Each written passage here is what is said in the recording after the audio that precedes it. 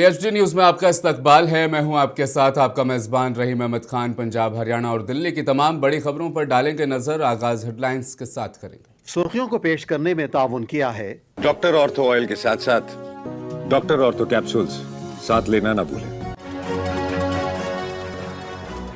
CM Rekha Gupta का ऐलान, Dilshad garden diet centre से निकलेगी शिक्षक ट्रेनिंग क्रांति, दिल्ली बनेगा वर्ल्ड एजुकेशन हब।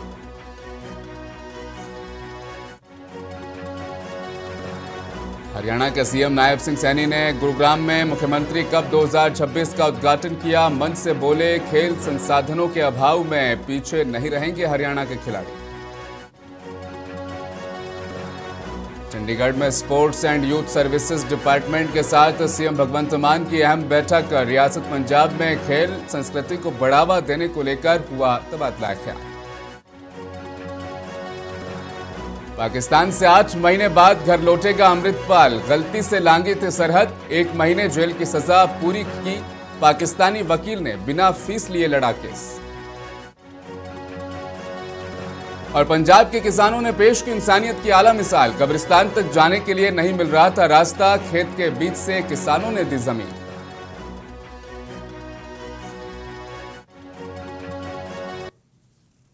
और अब खबरें तफसील के साथ। दिल्ली के सीएम रेखा गुप्ता ने शाहदरा के दिलशाद गार्डन में बने DIET यानी डाइट सेंटर का वीडियो कॉन्फ्रेंसिंग के जरिए से उद्घाटन किया। बीजेपी विधायक संजय गोयल मौके पर मौजूद रहे। सीएम ने कहा कि यह संस्थान शिक्षकों को नई पढ़ाने की तकनीकें सिखाएगा। प्री प्राइमरी से हाई लेवल तक सभी टीचर्स को यहां पर ट्रेनिंग मिलेगी। सीएम रेखा गुप्ता ने जोर दिया कि शिक्षा सुधार कर दिल्ली को दुनिया स्तर का एजुकेशन अब बनाएंगे। संजय गोयल ने इसकी तारीफ की।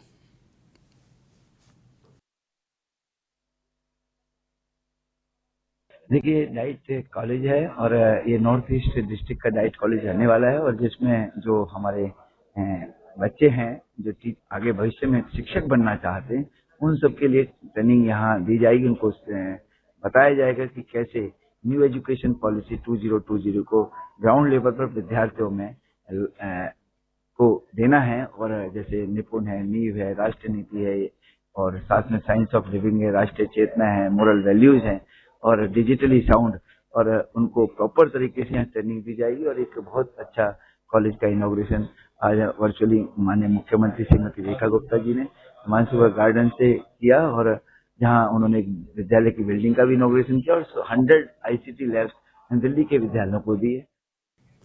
मरकजी बजट 2026-27 में स्कूली शिक्षा और इनोवेशन के लिए किए गए प्रावधानों से दिल्ली के शिक्षा क्षेत्र में बड़े बदलाव आने की उम्मीद है। आज दिल्ली के एजुकेशन मिनिस्टर आशीष सूद ने आम आदमी पार्टी पर निशाना साधते हुए कहा, केजरीवाल सरकार ने शिक्षा के क्षेत्र में 10 साल के दौरान काम के नाम पर सिर्फ एक ही काम किया, वीडियो बनाओ, विज्ञापन करो। इसी वजह से दिल्ली के बच्चों का मुस्तकबिल केवल पोस्टर्स तक सीमित रह गया है। दिल्ली के बड़े बड़े IAS, दिल्ली से अनेकों IAS, अनेकों CEO, अनेकों ऐसे लोग, फौज के generals, colonel's, brigadier, doctor, engineer, IITians सब सरकारी स्कूलों से निकले हैं। मगर फुल पेज विज्ञापन पिछले 10 सालों में देकर केवल इन 10 सालों में ही सरकारी स्कूलों में काम हो रहा है ऐसा जताने की कोशिश की जा रही थी। और काम के नाम पर क्या था? काम के नाम पर केवल इतना था, वीडियो बनाओ, विज्ञापन करो। हमने जब ICT लैब बनाने की बात की, हमने जब ICT लैब दिल्ली की जनता को देने की बात की और पिछले 10 सालों का ऑडिट करने की कोशिश की, तो तथाकथित बेरोजगार नेता जगह जगह जाकर, एक जगह जाकर वीडियो बनाकर बोलने लगे, देखो जी ICT लैब तो है। मुझे वो दिन अच्छी तरह याद है। अखबारों ने शुरुआती दिन थे इस सरकार के, अखबारों ने लिखना शुरू किया, पत्रकारों ने माइक लगाना शुरू किया। दिल्ली के सीएम नायब सिंह सैनी ने गुरुग्राम में आयोजित मुख्यमंत्री कप 2026 के उद्घाटन समारोह में बतौर मुख्य अतिथि शिरकत की। इस मौके पर उन्होंने 38वें राष्ट्रीय खेलों के पदक विजेताओं को सम्मानित करते हुए कहा कि हरियाणा की माटी केवल फसल ही नहीं उगाती बल्कि चैंपियन भी पैदा करती है। इस दौरान उन्होंने कहा कि प्रदेश का कोई भी खिलाड़ी खेल संसाधनों के अभाव से पीछे नहीं रहेगा। सीएम ने कहा कि उत्तराखंड में आयोजित 38वें राष्ट्रीय खेलों में हरियाणा के 690 खिलाड़ियों ने 33 अलग अलग खेलों में हिस्सा लेकर 153 मेडल जीते हैं, जो प्रदेश के लिए गर्व की बात है। कि हमारे हरियाणा के जांबाज खिलाड़ी उत्तराखंड में जो आयोजित 38वें राष्ट्रीय खेलों में उन्होंने पदक जीते हैं, उस पदक के सम्मान में आज हम सब यहां एकत्र आए हैं। मैं आप सबको इस अवसर पर बहुत बहुत बधाई भी देता हूं, शुभकामनाएं भी देता हूं। साथियों, ये हरियाणा की माटी है। ये हरियाणा की माटी ये सिर्फ फसल नहीं उगाती है, यह चैंपियन भी पैदा करती है। ये हमारे लिए गर्व की बात है। साथियों, जहां खेतों में पसीना बहाया जाता है, वहीं खेल के मैदान में इतिहास भी रचा जाता है। ये हमारे लिए गर्व की बात है। आज जहां 417 हमारे पदक विजेता खिलाड़ियों को सम्मानित किया जा रहा है, हमारा सीएम नायब सिंह सैनी ने गुरुग्राम में आयोजित जिला जनसंपर्क और शिकायत निवारण समिति की बैठक की अध्यक्षता करते हुए अधिकारियों को सेक्टर 10A में वाक़ उमंग भारद्वाज चौक से गडोली होते हुए द्वारका एक्सप्रेस वे तक के सड़क मार्ग को 24 घंटे के भीतर गड्ढा मुक्त करने के निर्देश जारी किए। उन्होंने स्पष्ट चेतावनी दी कि जनहित से जुड़े कामों में किसी भी प्रकार की लापरवाही या कोताही बर्दाश्त नहीं की जाएगी। दिशा निर्देश तो यही है कि जन के काम करें, लोगों के काम करें और उसमें कोई कोताही ना बरती जाए। और गुरुग्राम को तो विशेष फोकस दे करके यहाँ की जो समस्याएं हैं, उन समस्याओं का तुरंत समाधान होना चाहिए। उसको लेकर के हम लगातार हर समस्या को ध्यान में करके उसका समाधान करा रहे हैं। कुछ सड़कों की बात आई है, उन सड़कों का भी अभी नवीनीकरण हो जाएगा। कुछ सीवरेज की समस्याएं थी, उस सीवरेज समस्या का भी समाधान होगा। जो भी समस्याएं हमारे सामने आ रही हैं आमजन की, उनको समाधान कर। तो वहीं पंजाब के सीएम भगवंत मान की क़यादत में चंडीगढ़ में sports and youth services department के आला अफसरान के साथ कई मुद्दों पर पंजाब के सीएम भगवंत मान ने बैठक की। पूरे राज्य में खेल संस्कृति को बढ़ावा देने को लेकर तबादला ख्याल हुआ। सभी अधिकारियों को युवाओं को खेलों की ओर प्रोत्साहित करने और फिट समाज के निर्माण में अपना ज़्यादा से ज़्यादा योगदान देने के लिए कहा गया। पंजाब में खेल कल्चर को फिर से बहाल करने और युवाओं को खेल मैदानों से जोड़ने के लिए उन्होंने कहा, हमारी सरकार लगातार प्रयासरत है।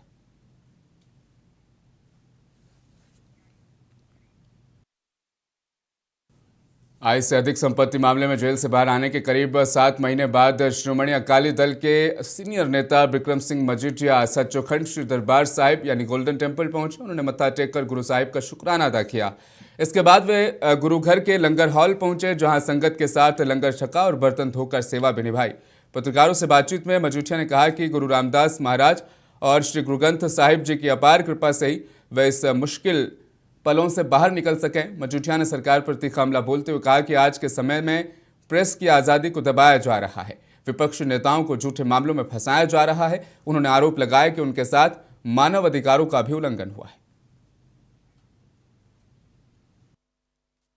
गुरु साहब ने एडी किरपा रखी है, एडी चढ़दी कला च रखा, नहीं तो एडी सरकार मगर पई होवे ते हर तरीके नाल मैनू ठोकण दी कोशिश होवे ते फिर जे मैं बच बुच के आ गया तो मालिक की किरपा ना, तो उस मालिक का शुकराना एक दी जगह 100 कर दो। परचियां दा की आ उहदी मेद चाहीदी है और परचे बंदियां ते ही हुंदे आ, मर्दां ते ही हुंदे आ और शेरां ते ही पिंजरे च कैद करने की कोशिश की जाती है, मगर हर एक उस चों निकल ही आउंदा। जिहड़ा जेल गया उन्हें बाहर नूं ही आउणा, उन्हें किहड़ा अंदर मर खप जाना। इसलिए ये ठीक है, तानाशाह सरकारां ने जी जब प्रैस नूं दबाया जा रहा, प्रैस की आज़ादी नूं दबाया जा रहा, कोई विरोधी धिर दा लीडर छेती किते बोल के राजी नहीं, क्योंकि उत्ते इहो जिहा परचा पाउंदे आ कि वो साल भर उन्होंने जमानतां ना मिले और सारे प्रोसैस नूं डीरेल करदे आ। ਜਿਵੇਂ ਮੇਰੇ ਨਾਲ ਤਾਂ ਮਨੁੱਖੀ ਅਧਿਕਾਰਾਂ ਦਾ ਘਾਣ ਹੋਇਆ, ਇਹ ਮੈਂ ਨਹੀਂ ਕਹਿੰਦਾ, ਤੇ ਆਨਰੇਬਲ ਜੱਜ ਸਾਹਿਬ ਜਿਹੜੇ ਉੱਥੇ ਇਨਸਪੈਕਸ਼ਨ 'ਚ ਆਏ ਸੀ ਉਹਨਾਂ ਨੇ ਰਿਪੋर्ट ਦੇ ਦਿੱਤੀ, ਹੁਣ ਫਾਈਲ। पंजाब के मोगा में एक किसान ने मुस्लिम कब्रिस्तान तक जाने वाली सड़क के निर्माण के लिए अपनी जमीन का एक हिस्सा दान कर दिया है। मोहना गांव के मुस्लिम समुदाय के सदस्यों के द्वारा सड़क न होने के चलते कब्रिस्तान तक पहुंचने में काफ़ी मुश्किलात का सामना उन्हें करना पड़ रहा था। इसके बाद जगदीश सिंह ने ज़मीन का एक टुकड़ा दान किया। इस मुद्दे पर ग्राम पंचायत की बैठक हुई, जहां जगदीश सिंह ने ज़मीन का एक हिस्सा कब्रिस्तान जाने के लिए सड़क बनाने के लिए दान में दे दी, ताकि मुस्लिम समुदाय को अपने मृतकों को दफनाने के लिए धान की फसलों से बीच से होकर ना गुजरना पड़े। मोगा के किसानों ने भाईचारे का एक जीता जागता उदाहरण पेश किया। उनकी इस पहल से अब एक मस्जिद के लिए भी जमीन वहां पर दान की गई है। मसला तो था काफ़ी पुराना, 70 साल से मतलब ऐसे ही चल रहा था, क्योंकि ये जो जगह है कब्रिस्तान की, इसको कोई रास्ता है ही नहीं, मतलब ऑन रिकॉर्ड भी कोई रास्ता नहीं है। तो ये समस्या जब हमारे सामने आई, हमारी पंचायत जब से बनी है, तो हमें ये पता चला कि ये समस्या है। तो उन्होंने आके हमसे बात की, जो ये मुस्लिम भाईचारे के लोग हैं, उन्होंने बताया कि ऐसे ऐसे हमको ये प्रॉब्लम आती है यहाँ से जाने में, जब भी कब्रिस्तान को जाते हैं, जब किसी की मौत हो जाती है, जब ऐसी कोई दिक्कत आती है, तो फसल के बीच में से जाना पड़ता था। कभी इसमें पानी होता है या कोई ऐसी बहुत सारी दिक्कतें आती थी। जिस परिवार की ये ज़मीन है, उनसे बात की हमने, तो उन्होंने बोला कि कोई बात नहीं, जितना रास्ता चाहिए, मतलब जितनी ज़मीन चाहिए रास्ते के लिए, तो हम उसको दान कर देंगे। हमने उनको ये भी बोला था कि ये जगह के लिए आपको जो पैसे चाहिए या उसके ज़मीन के बदले ज़मीन चाहिए, तो वो भी देने को तैयार थे, बट उन्होंने बोला कि नहीं, हम ज़मीन दान करेंगे उतनी। कौन से किसान ने दान किए? ये जगदीश सिंह है जी। कंप्लीट रास्ता, हाँ, पूरा कंप्लीट रास्ता। फजिल्का सेक्टर के किसान अमृतपाल की जल्द रिहाई की खबर सामने आई है। दरअसल सरहदी गांव खेड़ के उताड़ का किसान अमृतपाल 21 जून 2025 को अनजाने में एलओसी पार कर पाकिस्तान की सीमा में दाखिल हो गया था। किसान के पिता जगराज सिंह के मुताबिक अमृतपाल खेत में चूहों को बेहोश करने वाली दवा का छिड़काव कर रहा था। दवा के असर और उसके बाद चाय पीने की वजह से उसे चक्कर आने लगे और बेहोशी की हालत में वह गलती से पाकिस्तान की सीमा में दाखिल हो गया और उस रात उसे पाकिस्तानी रेंजर्स ने हिरासत में लेकर कंगनपुर के अस्पताल में दाखिल करा दिया। बीते दिन पाकिस्तान के जेल में बंद पंजाब के 7 लोगों की सजा पूरी होने के बाद रिहाई की गई, जिनकी एम्बेसी बुधवार को क्लियर हो गई थी। जगराज सिंह के मुताबिक अमृतपाल के केस की एम्बेसी शुक्रवार को क्लियर हो चुकी है और किसी भी समय अमृतपाल की रिहाई हो सकती है। हाँ जी सर, 21 जून ਨੂੰ ਸਾਡਾ ਬੇਟਾ ਜੋ ਖੇਤੀ ਕਰਨ ਵਾਸਤੇ ਗਿਆ ਸੀ ਬਾਰਡਰ ਤੇ, ਉਸ ਦੀ ਹੁਣ ਵਾਪਸੀ ਸੋਸ਼ਲ ਮੀਡੀਆ ਰਾਹੀਂ ਅਸੀਂ ਵੇਖ ਰਹੇ ਹਾਂ ਵੀ ਵਾਪਸ ਆ ਰਿਹਾ ਹੈ, ਜੋ ਇੰਡੀਆ ਗਵਰਨਮੈਂਟ ਕਰਵਾ ਰਹੀ ਹੈ ਵਾਪਸ, ਤਾਂ ਬੜਾ ਮਨ ਨੂੰ ਖੁਸ਼ੀ ਹੋ ਰਹੀ ਹੈ, ਬੜਾ ਮਨ ਚੰਗਾ ਲੱਗ ਰਿਹਾ ਹੈ ਕਿ ਸਾਡਾ ਬੇਟਾ ਵੀ ਘਰ ਜਲਦ ਵਾਪਸ ਆ ਰਿਹਾ ਹੈ ਜੀ। ਹਾਂਜੀ ਸਰ, ਜੋ ਸਾਡੀ ਜ਼ਮੀਨ ਹੈ ਤਾਰਬੰਦੀ ਦੇ ਅਗਲੇ ਪਾਸੇ ਪਾਕਿਸਤਾਨ ਤੋਂ ਉਰਲੀ ਤਰਫ ਵਿਚਾਲੇ ਜ਼ਮੀਨ ਆ ਜਾਂਦੀ ਸਾਡੀ ਖੇਤੀ ਹੈ, ਉਹ 21 ਜੂਨ ਨੂੰ ਚੂਹਿਆਂ ਦੀ ਮੈਡੀਸਿਨ ਡਾਲ ਰਿਹਾ ਸੀ ਤਾਂ ਗਰਮੀ ਉਸ ਦਿਨ ਬਹੁਤ ਜ਼ਿਆਦਾ ਸੀ ਤਾਂ ਉਸ ਨੂੰ ਦਵਾਈ ਦਾ ਅਸਰ ਹੋ ਗਿਆ। ਦਵਾਈ ਦਾ ਅਸਰ ਹੋਣ ਕਾਰਨ ਉਸ ਨੂੰ ਪਤਾ ਹੀ ਨਹੀਂ ਚੱਲਿਆ ਕਿ ਮੈਂ ਹਿੰਦੁਸਤਾਨ ਵੱਲ ਆਉਣਾ ਕਿ ਪਾਕਿਸਤਾਨ ਵੱਲ ਆਉਣਾ, ਜੋ ਕਿ ਸਾਡੀ ਜ਼ਮੀਨ ਤੋਂ ਸਿਰਫ 50 ਮੀਟਰ ਦੀ ਦੂਰੀ 'ਤੇ ਹੀ ਪਾਕਿਸਤਾਨ ਦੀ ਓਪੀ ਹੈ, ਉੱਥੇ ਉਹ ਚਲਾ ਗਿਆ। ਉਹ ਪਾਕਿਸਤਾਨ ਦੇ ਰੇਂਜਰਾਂ ਨੇ ਉਹਨੂੰ ਪਕੜ ਲਿਆ ਤੇ ਸਾਨੂੰ ਤਾਂ ਤਕਰੀਬਨ ਸ਼ਾਮ ਨੂੰ BSF ਨੇ ਜਦੋਂ ਕਲੀਅਰ ਕੀਤਾ ਵੀ ਤੁਹਾਡਾ ਬੇਟਾ ਸਾਈਨ ਨਹੀਂ ਕਰਕੇ ਗਿਆ, ਵਾਪਿਸ ਭੇਜੋ ਉਹਨਾਂ ਨੂੰ, ਤਾਂ ਅਸੀਂ ਕਾਫੀ ਸਮਾਂ ਲੱਭਣ ਤੋਂ ਬਾਅਦ ਸਾਨੂੰ ਪਤਾ ਚੱਲਿਆ ਕਿ ਸਾਡੇ बेटा पाकिस्तान एंटर कर गया। सर 1 महीने पंजाब में नशे के खिलाफ जन जागरूकता को और मजबूत बनाने के मकसद से आज फिरोजपुर में एक वॉक अगेंस्ट ड्रग्स का इनेकाद किया गया। इस पैदल मार्च की क़यादत पंजाब के राज्यपाल और UT चंडीगढ़ के प्रशासक गुलाब चंद कटारिया ने की। राज्यपाल के आगमन को लेकर जिला प्रशासन की तैयारियां पहले से ही मुकम्मल कर ली गई थी। शहर को खासतौर पर सजाया गया। राज्यपाल ने खुद इस वॉक में पैदल चलकर नशा मुक्ति का संदेश दिया, जिसमें छात्र, युवा क्लब, स्वयंसेवी संगठन और आम नागरिक भी शामिल हुए।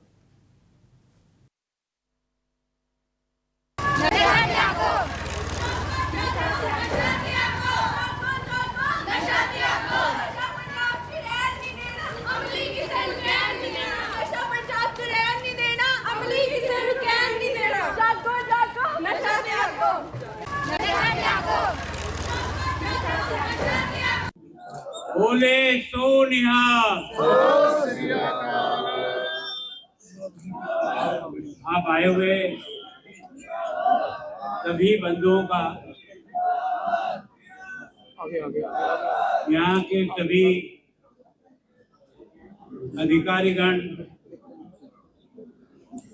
वाइस चांसलर साहब, विभिन्न कॉलेजों के प्रिंसिपल, प्यारे विद्यार्थी भाई बहनों, विभिन्न समाज के प्रतिनिधिगण, आर्मी के भी जवान, विभिन्न संस्थाओं के सभी लोग आज अपनी इस नशा मुक्त रैली में, इस पद यात्रा में आप सब सम्मिलित हुए। मैं आप सबका पंजाब की जनता की तरफ से, मेरी तरफ से, पंजाब की सरकार की तरफ से आप सबका बहुत बहुत धन्यवाद करता हूं, स्वागत करता हूं। सरदार शमसिंह अटारीवाला की शहादत के 180 साल मुकम्मल होने पर उनका वार्षिक उत्सव धूमधाम से मनाया गया। शमसिंह अटारी ट्रस्ट के महासचिव हरप्रीत सिंह संधू ने बताया कि इस अवसर पर पंजाब सरकार के कैबिनेट मंत्री हरभजन सिंह ईटीओ मुख्य अतिथि के तौर पर शामिल हुए।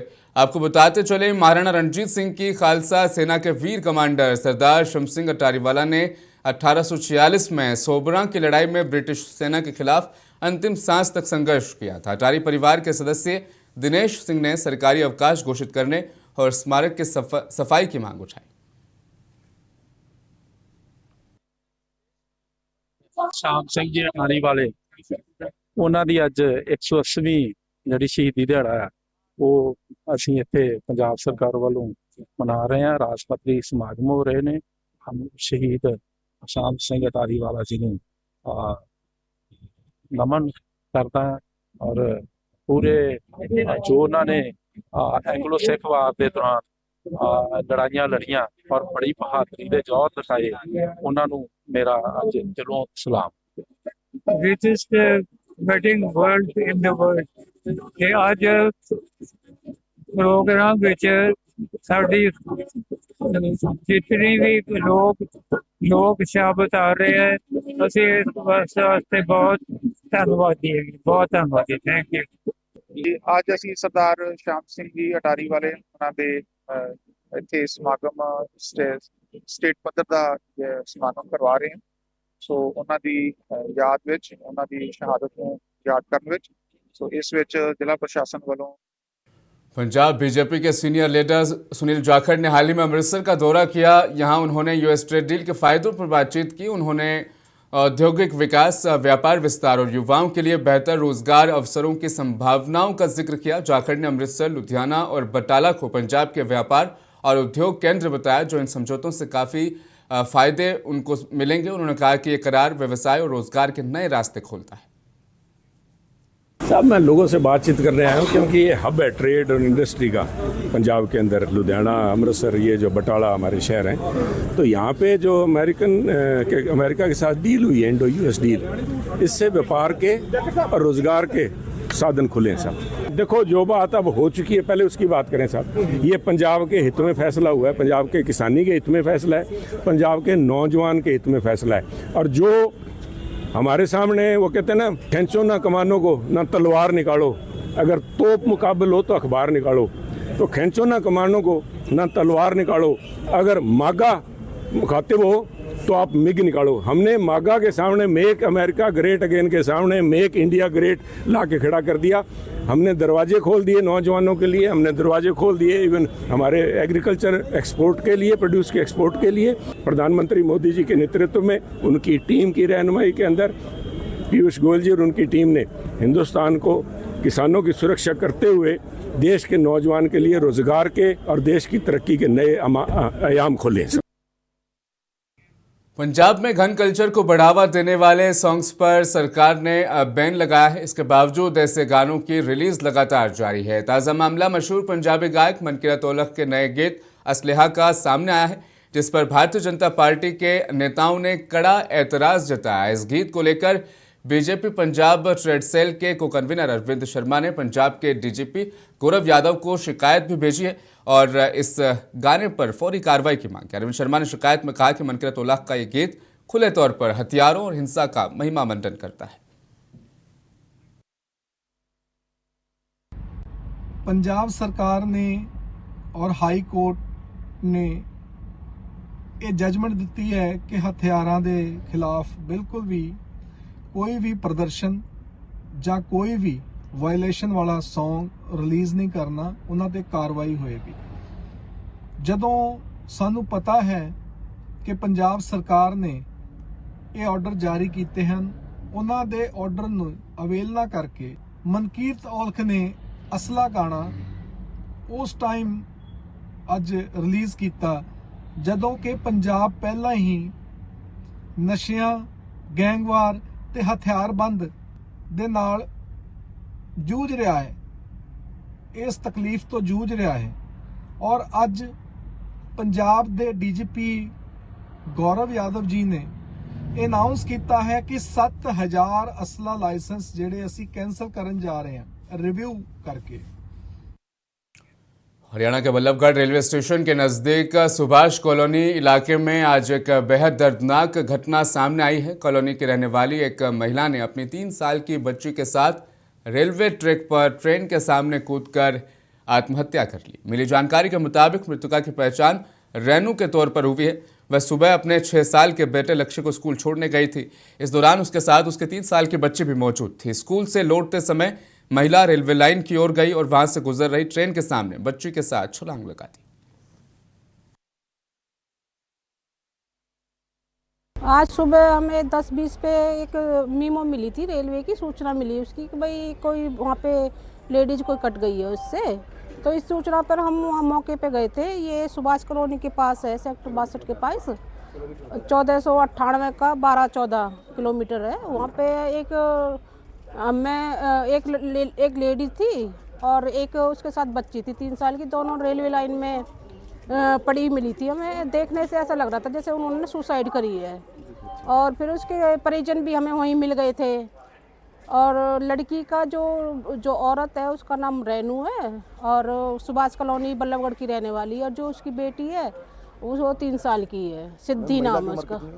उसकी महिला की उम्र 30 साल है। 30 साल। हाँ जी। किस लाइन पे ये घटना घटी है? और किस ट्रेन से? ये डाउन मैन लाइन है और ये ट्रेन का तो पता नहीं है। दूसरी ट्रेन ने सूचना दी थी, महाकौशल ने, कि भाई वहाँ से उसके ड्राइवर ने सूचना दी थी हमें। तो किस समय की घटना थी? ये सुबह करीब हमें 10-20 पे सूचना मिली है सर। मैम महिला कहाँ से आ रही थी, कहाँ जा रही थी? महिला आने की वो अपने बच्चों को स्कूल से छोड़ के नहीं और वहाँ गई थी अपनी बेटी को साथ लेके। अब क्या वो है, उसके परिवारजन बता रहे हैं कि वो मेंटली डिस्टर्ब थी, उसका इलाज चल रहा था आगरा पागल खाने से। हाँ जी। तो उसके मायके वाले वो भी।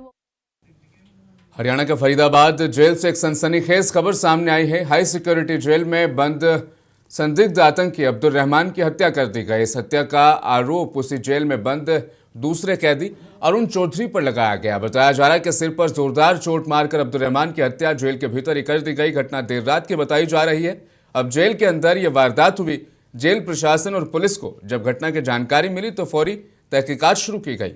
पुलिस ने शव को कब्जे में लिया, पोस्टमार्टम के लिए भेज दिया और इस पूरे मामले की तहकीकात की जा रही है।